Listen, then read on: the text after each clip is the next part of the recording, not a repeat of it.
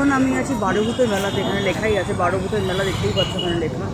এটা হচ্ছে ground area, যুব সংঘ ময়দান, গেট নম্বর 3, 1, 2, 3 করে আছে।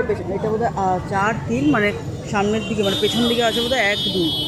আর এই সামনে আছে হচ্ছে বারোভূতের যে অনুষ্ঠানটা হয় বা মন্দিরটা হয়, এই সেই মন্দিরের গেট, ঠিক আছে? এই হচ্ছে সেই মন্দির, এই হচ্ছে সেই মন্দিরের জায়গা। আর পুজোতে দাঁড়িয়েছে বিশাল লাইন। যেগুলো ভাজাভুজি বা খাবার দাবার স্টল, সেগুলো কিন্তু বসে গেছে। স্টিলের দোকানও বসে গেছে, এখানে স্টিলের দোকান কিছু বসে গেছে এখানে এই সাইডটাতে।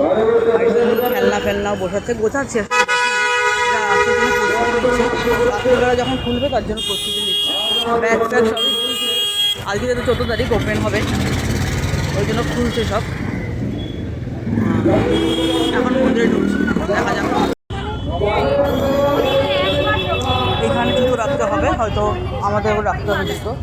আর সামনে মন্দিরের গেট, মানে আমরা সামনাসামনি চলে এসেছি। এত শীত, ঠান্ডা পড়ে না, সকালবেলা আসা যায় না। সকালবেলা আমি হয়তো ফার্স্ট ঢুকতাম। আর এখন লাইনে দাঁড়িয়ে গেছি, জামা মানে সোয়েটার খুলে নিয়েছি, প্রচণ্ড গরম। এখানে রাখতে হচ্ছে জুতো, কারণ জুতো এখানে না রাখলে চলবে না।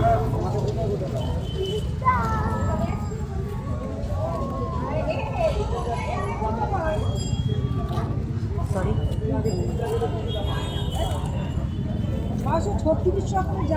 এই আমার জুতো রাখলাম। দেখি মানে সংক্রান্তি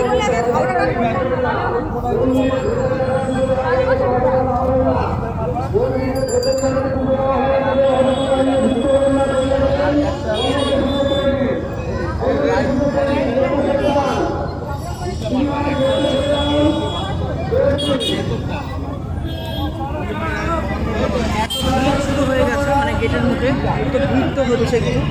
আর নিচে বালির বস্তার কথা আছে, একদম সামনাসামনি এসে গেছে। একদম মন্দিরের সামনে ঢুকছি, আর এখানে সাজিয়েছে হচ্ছে কলা পাতা, প্লাস্টিকের, আর এখানে গাছ আছে, মানে হচ্ছে করে দেখবে এখানে। আর এখানে সব ছোটাছুটি হচ্ছে, এখানে গাছ আছে, মানে এটা আর্টিফিশিয়াল গাছ, ঘাস আর কলা পাতাটা আর্টিফিশিয়াল। এখানে সব কিছুই আর্টিফিশিয়াল, কিন্তু মনে হচ্ছে এগুলো রিয়েল, কিন্তু এটা আর্টিফিশিয়াল। সাজানো ওরা খুব ভালো করে, মন্দিরের প্যাটার্নেরই করে, খুব ভালো সুন্দর সাজানো গোছানো আছে।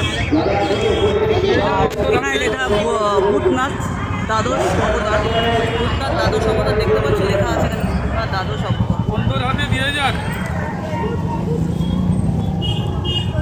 এই যে দেখাচ্ছি ভূতনাথ দ্বাদশ অবতার, ভূতনাথ দ্বাদশ অবতার। অন্তর হাতে দিয়ে যান দিদি, ও মা দিয়ে যান মা।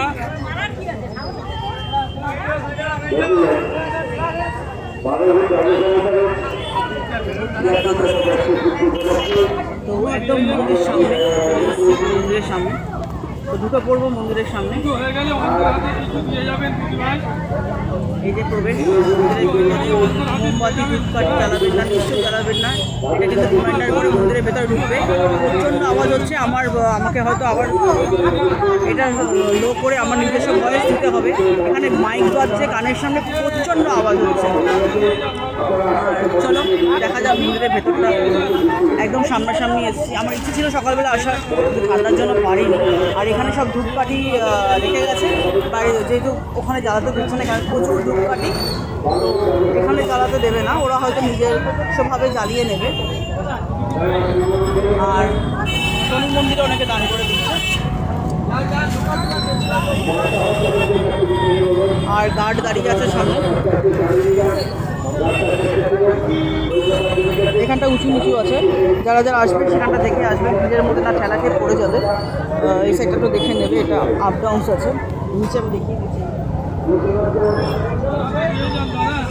ঢুকছি মন্দিরের ভিতরে।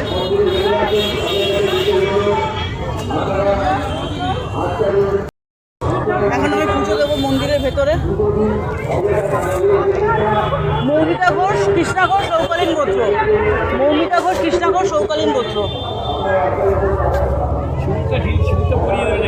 আচ্ছা ঠিক আছে। আর ওনারা পুজো দিচ্ছেন এখানে ডালা দিয়ে, মানে যেরকম ডিম দেয় এখানে, একটা ডিম দিয়েছি তো, দুটো ডিম দিয়েছি, একটা ডিম পাবো এখানে। ওনারা প্রসাদ দিয়ে দিল, এই যে প্রসাদ হয়ে গেছে আমার নেওয়া হয়ে গেছে। এবার আমি সিঁদুর পরাবো। মন্দিরে গেটা এরকম ঢুকতে এখানে ওনারা এখানে অ্যারেঞ্জমেন্ট করে দিচ্ছে, মানে যারা যারা ফুল